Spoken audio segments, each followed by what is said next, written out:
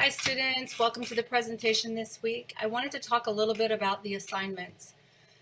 For your discussion area, we're going to start there, and it talks about the article Chopsticks and Counting Chips by Bodrov and Leong, and do play and foundational skills need to compete for the teacher's attention in early childhood classroom. And the video that accompanies this is Into the Middle of Nowhere. And the ideas here that you will want to explore are discussing the setting and the importance of props in children's play. What are some of the benefits of outdoor play versus indoor play? What roles do the peers play in executive functioning? And does play need to compete with foundational skills? If we take the first question, for example, and it talks about the importance of props in children's play, you'll notice in the video Into the Middle of Nowhere, children go out into the forest and they use the materials that are available to them there. So we don't necessarily always have to create the props for them, but children will naturally use materials to represent their ideas and to transform into cognitive thinking and creative thinking, as well as imagination. So children use that ability to transform these props. And that's one way that you might answer that question. And this is also supported by Vygotsky, the Tools of the Mind text. And so if you look at chapter 7 as well, there's some discussion about using on page 79, using the shared activity. There's also a discussion about the importance of other regulation and using other regulation to promote self-regulation. Then it goes into the discussion around the role of the teacher in the shared activity. So when you're talking about the self-regulation, you're talking about the child themselves regulating, as well as being regulated or regulating others' behaviors in the shared activity, which just simply means they are engaging with others in an activity.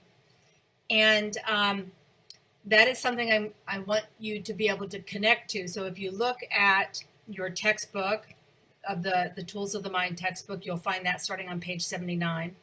And then also the concept around, using props in the environment that we use in our classroom or the outdoor classroom, as well as just nature, going out into the forest or nearby, go on a hike or a play area, play yard nearby. So you might have a discussion briefly about that. There's some other concepts such as the outdoor versus indoor play, peers play in executive functioning, what is their role in that?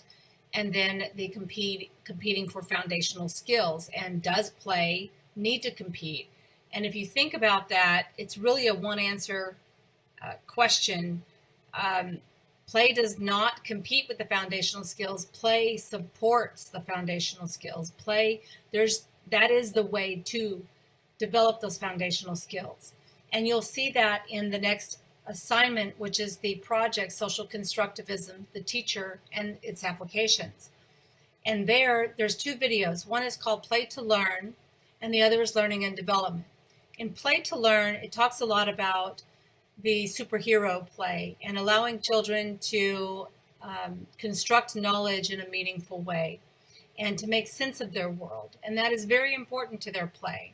But if we take that a little bit further, as is demonstrated by the Learning and Development video, there's so many more elements to this. You can pre-plan the play, you can model the play, you can create mediators, you can facilitate additional interest. If children don't want to be within the scope of what you've set out, they will branch off. And that is something that you, the educator, will scaffold and bring to a whole new level. So these two videos in contrast, which I'm hoping that you will look at and contrast them and talk about some of these concepts, how Play to Learn is more simplified, just as important, and an excellent video, but Learning and Development takes it to a whole new level. So I hope that you will compare those two videos effectively and use Vygotsky's theories in doing so. And some of the main ideas were the self-regulation, the teacher's role as partner, as planner, and the child's role and the role of the environment. And so you have to look at the bigger picture of how all of this comes together. And that's what this week is about. So I hope that this video helps you to think about these concepts and identify them as you're watching the films and working through and processing this information. If you have any questions or concerns, or would just like to run some ideas past me, I'm always available to support you. Please don't hesitate. Thank you.